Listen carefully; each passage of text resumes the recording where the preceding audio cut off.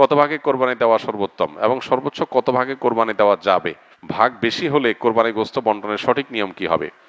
কোরবানি সবসময় ভাগে না দিয়ে একা দিতে পারলে উত্তম, ভাগে না দিয়ে একাকে দিতে পারলে ভালো। গরুতে আপনি ভাগে কোরবানি দিলেন, সেটার চাইতে ছাগলে আপনি একাকি কোরবানি দিতে পারলে বেশি ভালো। কারণ সাধারণত এক ভাগ গরুতে কোরবানিতে যে টাকা যায়, সাধারণত জেনারেলি একটা ছাগলে অলমোস্ট সেই পরিমাণ বা তার চেয়ে কোনো কোনো ক্ষেত্রে 1-2 হাজার আরও বেশি যায়। তাহলে আপনার অর্থ খরচ তো অলমোস্ট সমান বা বেশি হচ্ছে। এদিকে একাধিক ব্যক্তি একই পশুতে কোরবানি দিলে সেখানে ঠিকমতো বন্টন হলো কিনা, কারোর মনে কোনো দুঃখ থাকলো কিনা, কোনো কম বেশ হলো কিনা, নানাবিধ বিষয় থাকে। আপনি একাকি কোরবানি দিলে, ভাগে কোরবানি না দিলে এই সমস্ত ঝামেলার ঊর্ধ্বে আপনি উঠে গেলেন।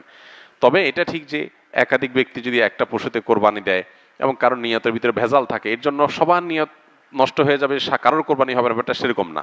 কারণ একজনের পাপের বোঝা আরেকজনের উপরে আসবে না। তারপরও সতর্কতামূলক উপায় হলো নিজের হালাল টাকা দিয়ে নিজের মতো করে কোরবানি দিতে পারা। শরীকে কোরবানি দিলে সেটা সম্পূর্ণ জায়েজ। একটা গরু, একটা ওঁট, এই দুই ধরনের পশুতে আপনার সর্বোচ্চ 7টি ভাগ হতে পারে। আর এর বাইরে কোনো ভগ্নাংশ চলবে না, অর্থাৎ এক ভাগ দুজন মিলে নেওয়া চলবে না।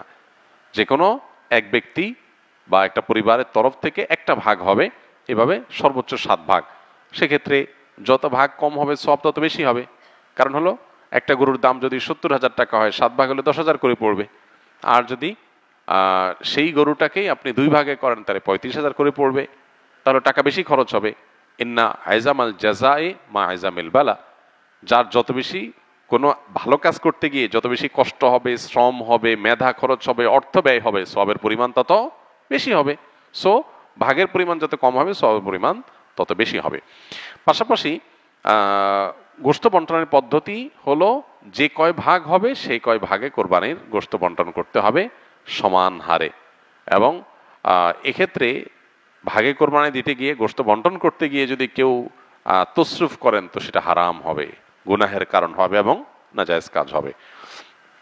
কয়েক ভাগে কোরবানি দেওয়ার পর যদি ওজন না করে অনুমান করে কোরবানির গোশত ভাগ করা হয় তাহলে কোরবানি হালাল হবে কিনা? অনুমান করে ভাগ করলে সেটা জায়েজ হবে তখন যখন শেয়ার হোল্ডার যারা আছেন, যাদের ভাগ আছে, তাদের কারোর মনে যদি কোনো দুঃখ না থাকে, তারা নিজেরা যদি সম্মত হন। ধরা যাক যে 2 ভাই মিলে কোরবানি দিয়েছেন, তারা চিন্তা করতেছেন এত এক্সাক্ট মাপামাপি করা ঝামেলার ব্যাপার, অনুমান করে আমরা ভাগ করে ফেলি, আমাদের কোনো দুঃখ নাই, একটু কম হোক বেশি হোক আমরা ভাই ভাই, কোনো অসুবিধা নেই।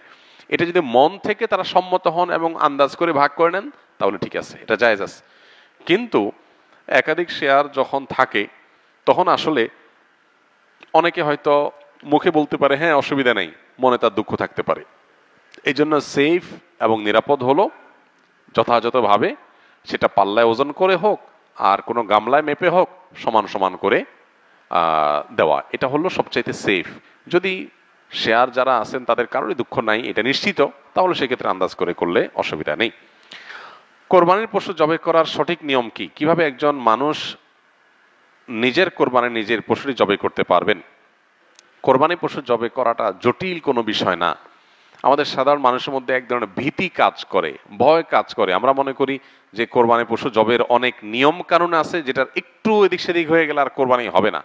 এটা আমাদের অনেকেরই অহেতুক ভীতি বলতে পারি। খুবই সিম্পল এবং খুবই সহজ একটি বিষয়। আপনি মোরগ যেভাবে জবাই করবেন, হাঁস যেভাবে জবাই করবেন, ঠিক একই পদ্ধতিতে গরু ছাগল জবাই করবেন। এক্ষেত্রে আপনার দেখার বিষয় হলো বিসমিল্লাহ বলে জবাই করছেন কিনা। এটা প্রথমত বিসমিল্লাহ বলছেন কিনা, বিসমিল্লাহ আল্লাহু আকবার বললেন জবাই শুরুতে, এটা প্রথম আপনার হালাল হওয়ার জন্য শর্ত। যদিও মুসলমান ভুলে যায়, যদি ইচ্ছাকৃত বিসমিল্লাহ পড়ে না এরকম না, ভুলে গেছে বলতে, তাতেও হালাল হয়ে যায়। তো বিসমিল্লাহ আল্লাহু আকবার বলে মুখে আপনি জবাই করবেন, এটাই জবাইয়ের পদ্ধতি। এবং সেই সাথে ভালো করে শুইয়ে পশুকে যাতে কষ্ট কম দিয়ে জবাই করা যায় সেজন্য ধারালো ছুরি নিয়ে আপনি পশুর কণ্ঠনালী গলায় আপনি ছুরি চালনা করবেন। এখানে ছুরি চালনা করার পর দেখতে হবে যে বড় যে নালীটা, খাদ্য নালী যেটা দিয়ে খাবার নামে, ওইটা কাটা গেছে কিনা, শ্বাসনালী মাঝারো সাইজের যেটা আছে সেটা কাটা গেছে কিনা, আর তার দুই পাশে দুইটা আপনার ছোট ছোট রগের মতো আছে সেগুলো কাটা গেছে কিনা, বাস এইটুকু আপনি দেখলেন। ভালো করে পোজ দিলেন যাতে করে এগুলো কেটে যায়, এটা চোখে দেখা যাবে, তাহলে সেক্ষেত্রে আপনার জবে হয়ে গেছে, কোরবানি হয়ে গেছে। এরপর আপনি এই পশু জবের সময় বিসমিল্লাহ আল্লাহু আকবার বলার পাশাপাশি আরেকটা দোয়া পড়তে পারলে ভালো, না পড়লেও কোরবানি হয়ে যাবে, জবে হয়ে যাবে। সেটা হলো আল্লাহুম্মা তাকাব্বালহু মিন্নি, আল্লাহ এই পশুকে আমার তরফ থেকে কবুল করেন, এবং আমার পাশাপাশি শরীক থাকলে আল্লাহ অমুক অমুক সহ সবাই পক্ষ থেকে, বা নাম না নিতে পারলে আল্লাহ এই পশু যারা যারা কোরবানিতে শরীক আছে সবার পক্ষ থেকে আপনি কবুল করেন, যেমন কবুল করেছেন মুহাম্মদ সাল্লাল্লাহু আলাইহি সাল্লাম থেকে, ইব্রাহিম ইসলাম থেকে। বাস শেষ। এটা আপনি বললেন, বিসমিল্লাহ আল্লাহু আকবার বলে শরীরচালনা করলেন, রগগুলো কাটা গেল কিনা আপনি দেখলেন, কণ্ঠনালী শ্বাসনালী কাটা গেছে কিনা, দ্যাটস এনাফ, আপনার কোরবানি হয়ে গেছে। তাহলে এটা জটিল কোনো বিষয় না। অনেক হিন্দু ভাই আছেন যারা গরুর গোশত খায়, ওই সকল ভাইদের কোরবানি গোশত খেতে দিতে পারবো কিনা? কোনো অসুবিধা নেই। অন্য ধর্মাবলম্বীকে আপনি কোরবানি গোশত, গরু হোক ছাগল হোক, সেটা অফার করতে পারেন। কোরবানি গোশত মুসলমানই খাইতে পারবে, অন্য কাউকে দিতে পারবেন না এমন কোনো কথা নাই, অন্য ধর্মাবলম্বীকে এটা দিতে পারবেন।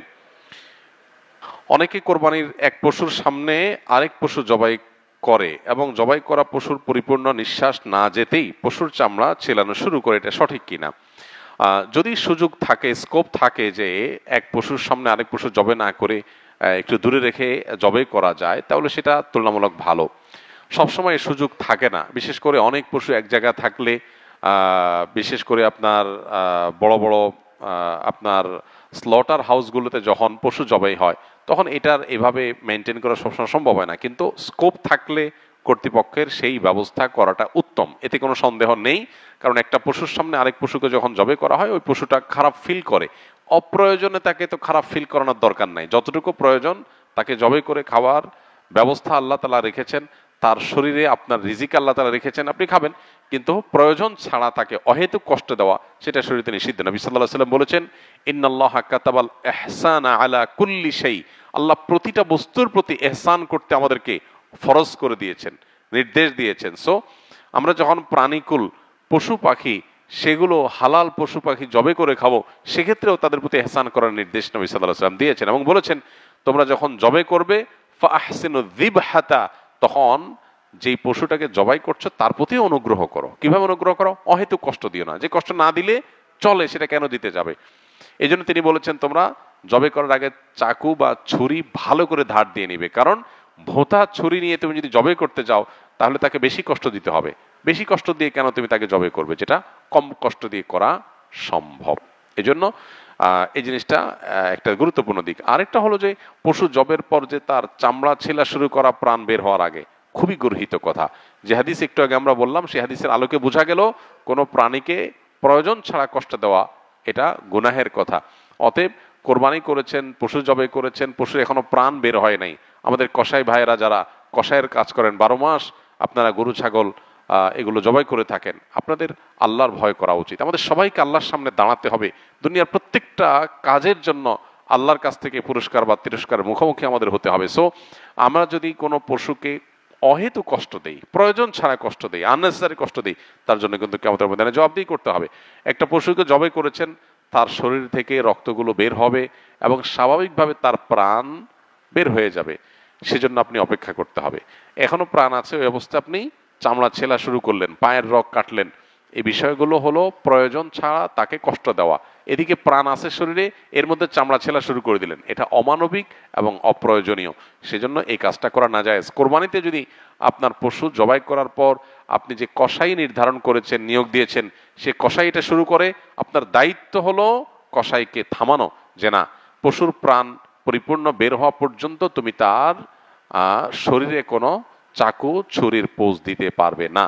অনেকে বলে যে একটু খোঁচাইলে, রগ কেটে দিলে প্রাণটা আগে বের হবে, না, এটা করতে গিয়ে তুমি আরো তাকে কষ্টের মুখে ফেলবে, এটার কোনো প্রয়োজন নেই। এই জন্য এই বিষয়গুলো আমাদেরকে দেখতে হবে। এগুলো যদি আমরা না করি তাহলে আমাদের কোরবানির গুণগত মান কমে যাবে, সওয়াব কমে যাবে, বরং কোনো কোনো ক্ষেত্রে গুনাহ হতে পারে আমি যদি পশুর অহেতুক কষ্ট দেওয়ার কারণ হয়ে পড়ি। যিনি কসাই তিনি হয়তো আমার এটার জবাই শেষ করে তিনি আরেকটা করতে যাবেন, 2টা মিনিট তার সবর সহ্য হচ্ছে না, এই 2টা মিনিট এটা দেরি করলে পশুটার প্রাণ বের হয়ে যায়, সে 2 মিনিট বাঁচাবার জন্য তিনি আমার পশুর উপরে অহেতুক আপনার ছুরি চালাচালি করছেন। এগুলো আমাদেরকে থামাতে হবে এবং দায়িত্বশীল আচরণ করতে হবে। মৃত ব্যক্তির পক্ষ থেকে কোরবানি করা যায় কিনা? যদি করা যায় তাহলে ওই মৃত ব্যক্তির কবরে সওয়াব পৌঁছাবে কিনা?